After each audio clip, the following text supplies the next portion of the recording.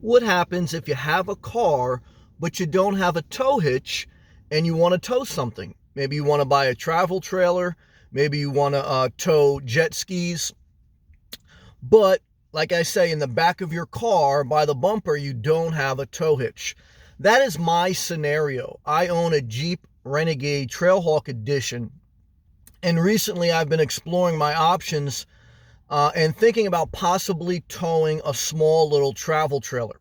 I live full time on the road, so I've been thinking about adding some comfort.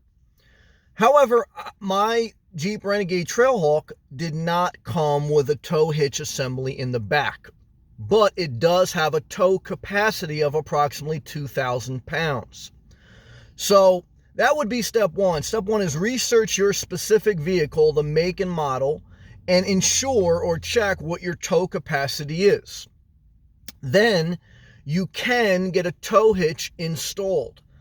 You can go to a variety of different places and they can quote out a tow hitch based on the rating on the amount you're trying to tow. So example, if I'm trying to tow 1,000-pound travel trailer, then I'm going to get, a class 3 hitch as an example, and a electrical wiring harness so that when I tow something, I also have the electrical input that the trailer would hook into my power, my electronics, so that when I hit the brakes, the brake lights light up on the travel trailer.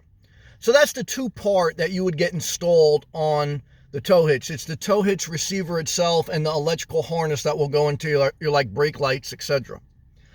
So I checked around in a couple of places. I got it priced out in 2 different places. One is I went to an actual like small little RV dealer that has a automobile, like a repair shop inside their RV dealership. Most RV dealerships have like a shop that they work on rigs. And they quoted me almost $1,000 for material and labor. And one of my viewers, Tom, even said at the time, he goes, Sam, that seems a little bit high. And so the second quote I got was for $500. That includes labor and material for both the hitch and the wiring harness. And that was at U-Haul. The same U-Haul that you would like rent a truck from, or you can rent a pickup or a moving truck. Some of their locations have like an auto repair, not an auto repair, but like a garage where they work on vehicles, and they will install a hitch on your car. And so what you do is you call them up, you verify that location can do that, and then they'll quote you over the phone. You'll give them your make and your model of your car. They'll look up online, usually Kurt, C-U-R-T, Kurt Towing Accessories. You can look them up online. You pretty much put your information in there and they'll tell you what your car can handle, or what your car can retrofit underneath the, underneath your car. But the bottom line is, for $500, I could pretty much get a tow hitch and the wiring harness installed on my Jeep Renegade, and then I could go out there and purchase a travel trailer if I want to do that. I'm looking at that option. It's one of the cheaper options for me to add comfort, but it adds a little bit of complexity, and I don't know if I want to do it.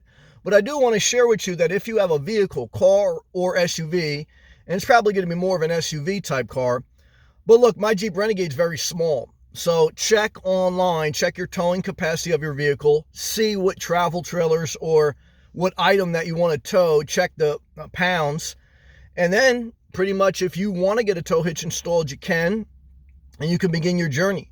Now they say that, they overestimate what your towing capacity is on your car. So as an example, my Jeep Renegade is rated to be able to tow 2,000 pounds. That doesn't mean it'd be wise to tow a trailer that's rated at 2,000 pounds. They say you want to try to anywhere between 50% to 80% max capacity of your tow rating. So that, for me, 50% of my rating, 50% of 2,000 is 1,000. Up to, maybe 1,600 pounds. So, you have to be conscious too. Are you pulling up in the mountains? Because if you pull in on elevation up into the mountains, then, the harder the tow, the more wear and tear you put on your car and brakes. So I pretty much stay in Florida, which is mainly flatland, so it's not a huge issue there. But as an example, if your car or SUV is rated at 2,000 pounds, you probably wouldn't want to tow anything more than 1,000 to 1,500 or so pounds. So there's a couple options out there for me. An A-frame, the Great Escape would be pushing it, A-liner. So there's a couple ones I've been looking at that I could possibly purchase. But I at least wanted to share that information with you if you're looking at the nomadic life or if you're looking to tow something. And again, if your vehicle doesn't have it, look up U-Haul. I think that'll give you a pretty cheap, reasonable thing. Find an area in your location, call, give your vehicle information, get a quote. And then pretty much what they told me is it's a 3-hour job. If you sit there and wait, pretty much a 3-hour job, and you'd be in and out the same day. Now, you could also just drop your car off in the morning and come pick it up in the afternoon, but it's something to consider, again, specifically for people living the nomadic life who don't have a tow hitch, or just someone in general who needs a tow hitch. But I wanted to share some of that experience with you. Leave a comment below if you ever had a tow hitch installed, or if you do tow something, what is your car towing capacity rating, and what pound of item, vehicle, or whatever do you tow? Interested to know how people are with the towing experience. I have kind of pros and cons in my mind, if it's worth it, if it's not worth it. But I like to explore all my options, consider everything before making a decision. So hopefully this video helped in some way. If it did, click the thumbs up button. Subscribe if you're not. Check out my playlist. And I will see you guys in the next video. Peace and love.